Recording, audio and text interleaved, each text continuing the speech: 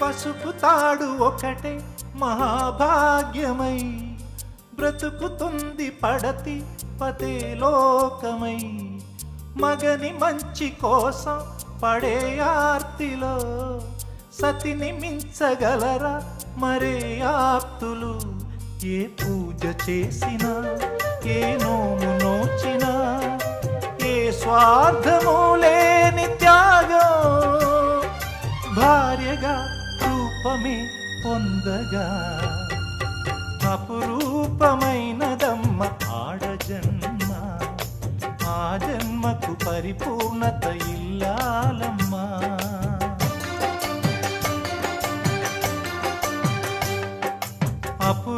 అపురూపమైనదమ్మ ఆడజన్మ